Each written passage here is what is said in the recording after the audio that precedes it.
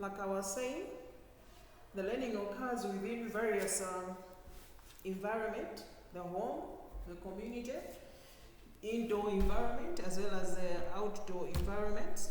So all these parts of learning environments are equally important to the learner, and there should be a smooth flow from one environment to the other. If you're in a classroom setting, or when you want to move from the classroom setting to the to the community, from the community to the home kind of learning, there has to be a smooth transition. And again, it is important to make sure that children have to be exposed to all these kinds of settings. You can't have a child, teach a child in a classroom setting alone and then you go like, okay, learning is happening. But the child has to be exposed to all these different types of settings. Let them learn within the community. Let them do the learning in the indoor environment. Let them do the learning as well as the outdoor environment.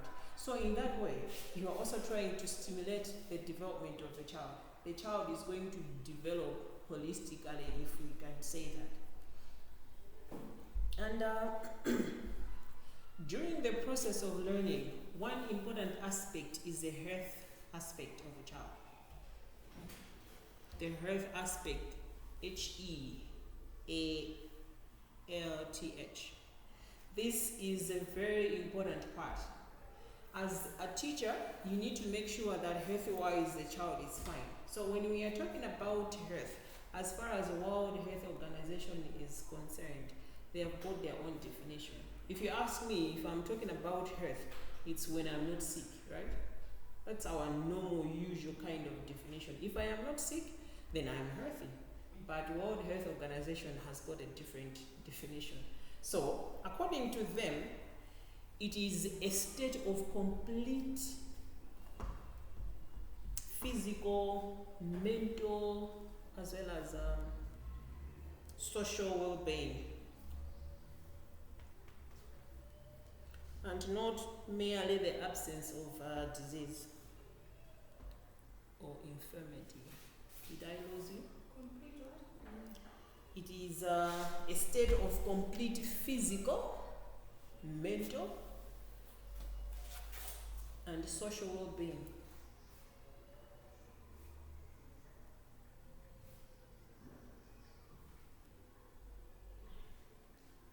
And not merely the absence of disease or infirmity.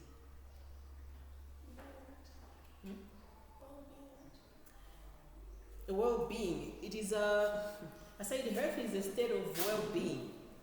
It is a state of complete mental, physical, and social well-being. And not merely the absence of disease. Remember, and not merely the absence of disease or infirmity, right?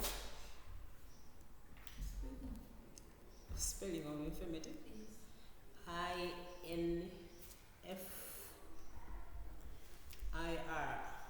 INFIRMITY. Infinity. MITY.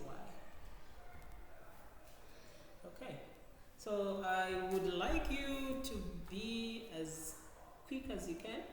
Make sure you should be able to write your words in short. But at the same time, when you write in short, when you get back, you need to know what you are writing. It's possible to shorten a word and then you come back, you go like, what was I trying to write? So be fast, write it. Write.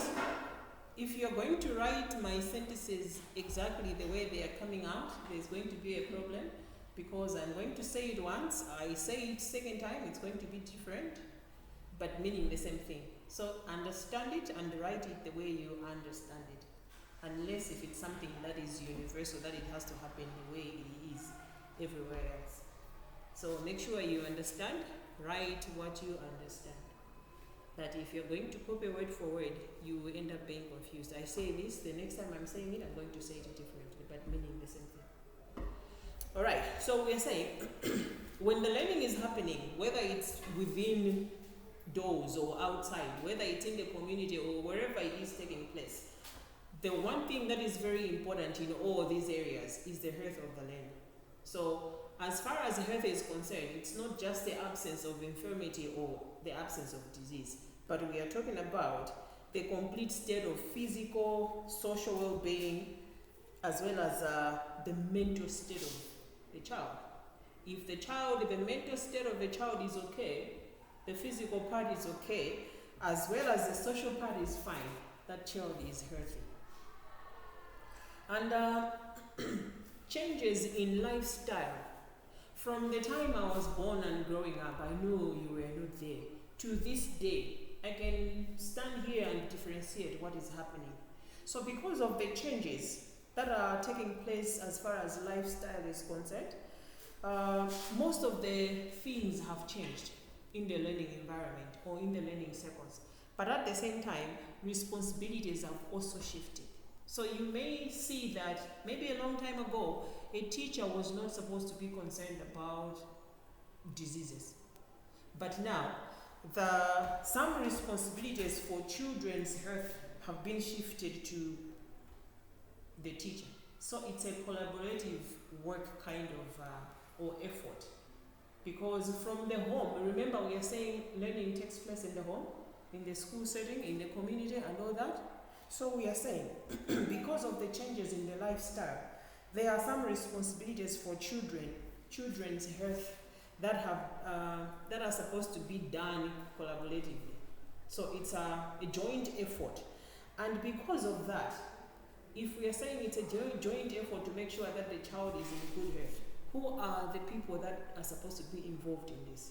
It is the parent, it is the teacher, the community from where the child is coming from, service providers. All these, they are supposed to work together to make sure that the health of the child is good. So when we're talking about health this time around, it's not about just this one aspect that you and I know, the absence of disease, but we are talking about the social part, we are talking about the physical part, we are also talking about the mental part.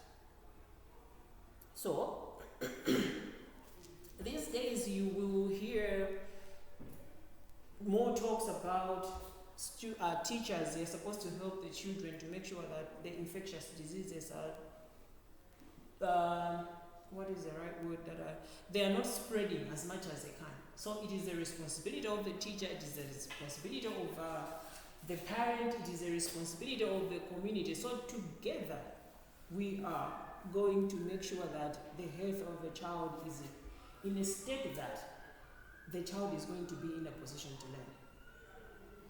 So communities, from where we are coming from, or from where the child comes from, is also a partner in that.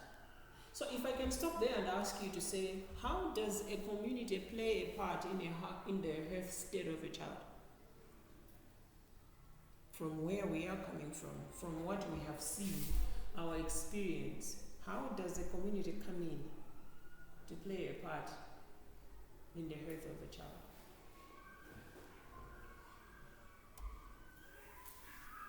Ruth has actually sat back on the chair.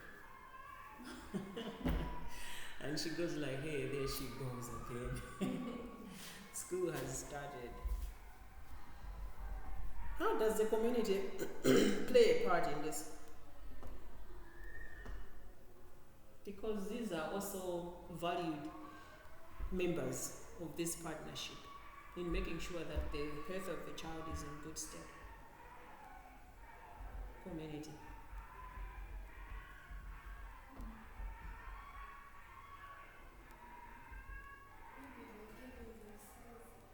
Giving vaccines. Okay, she says like giving vaccines.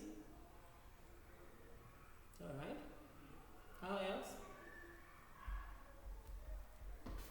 How else can the community help or be part of this partnership?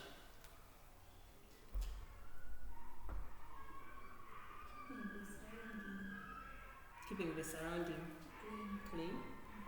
All right. But my question would be, does the community give vaccines to children?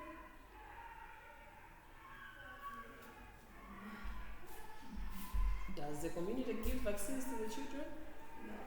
No? Who does? hospital. Okay, so what in the same area of vaccine, what does the community do? The community says yes. You can go ahead and give my child the vaccine. It's not me. Looks like